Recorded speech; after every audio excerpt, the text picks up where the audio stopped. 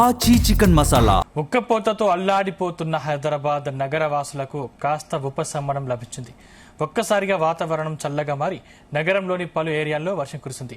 మలక్పేట్, నాంపల్లి, అబిడ్స్, హిమాయత్ నగర్, ఖైరతాబాద్, చార్మినార్, అల్వాల్, కాప్రా, సికింద్రాబాద్, జూబ్లీహిల్స్ సమీప ప్రాంతాల్లో ఉరుములతో కూడిన వర్షాలు కురుస్తుంది.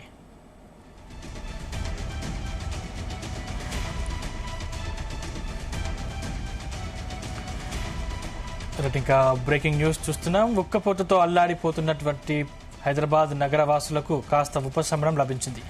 ఒక్కసారిగా వాతావరణం చల్లగా మారి నగరంలోని పలు ఏరియాల్లో వర్షం కురిసింది. మలక్పేట్, నాంపల్లి, అబిడ్స్, హిమాయత్ నగర్, ఖైరతాబాద్, చార్మినార్, అల్వాల్, కాప్రా, సికింద్రాబాద్, జూబ్లీహిల్స్ సమీప ప్రాంతాల్లో ఉరుములతో కూడిన వర్షాలు కురుస్తున్నాయి.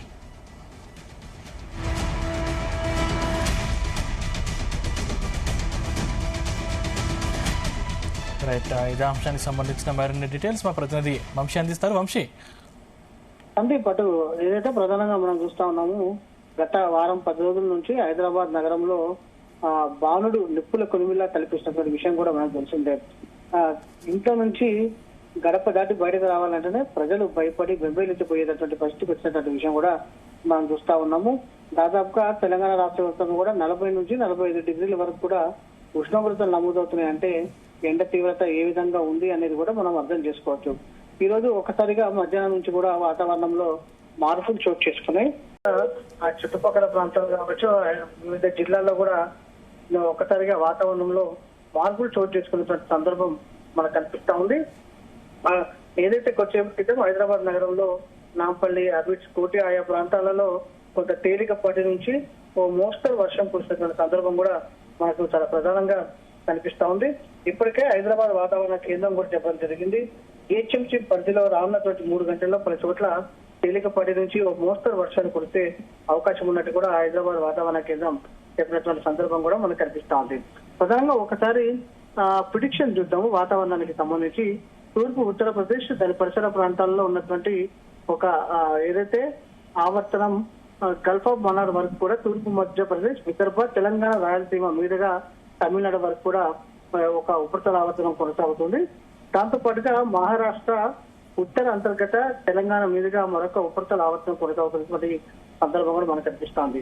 ఈ రోజు, రేపు, ఎల్లుండి తెలంగాణ రాష్ట్రంలో తేలికపాటి నుంచి మోస్తరు వర్షాలు పడతాయని, దాంతో పాటుగా గంటకు 30 నుంచి 40 కిలోమీటర్ల వేగంతో కూడా గాలులు వీచే అవకాశం ఉన్నట్టు కూడా హైదరాబాద్ వాతావరణ కేంద్రం అంచనా వేసినటువంటి సందర్భం కూడా మనకు కనిపిస్తోంది.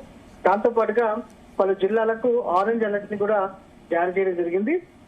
రానున్న 3 గంటల పాటు అటు హైదరాబాద్, మహబూబ్ నగర్, మేడ్చల్ మల్కాజ్గిరి, రాజన్న సిరిసిల్ల, రంగారెడ్డి, వికారాబాద్ ఈ జిల్లాల్లో రానున్నటువంటి 2 నుంచి 3 గంటల్లో తేలికపాటి నుంచి ఓ మోస్తరు వర్షంతో పాటుగా పలు చోట్ల 40 కిలోమీటర్ల వేగంతో గాలులు కూడా వీచే అవకాశం ఉన్నట్టు కూడా హైదరాబాద్ వాతావరణ కేంద్రం అంచనా వేసినటువంటి సందర్భం కూడా స్పష్టంగా కనిపిస్తోంది.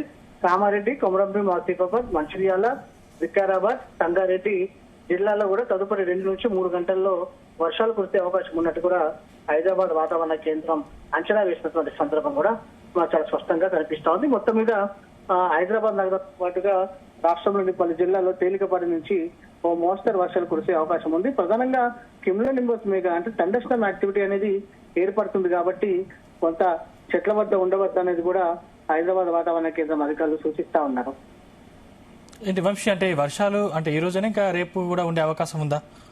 ఈ రోజు, రేపు, ఎందుకంటే అటు తమిళనాడు మీదుగా కావచ్చు, తెలంగాణ మీదుగా ఒక ఉపరితల ఆవర్తనం కొనసాగుతున్నటువంటి నేపథ్యంలో ఈ రోజు, రేపు ఇలాంటి వాతావరణమే కొనసాగే అవకాశం ఉంది.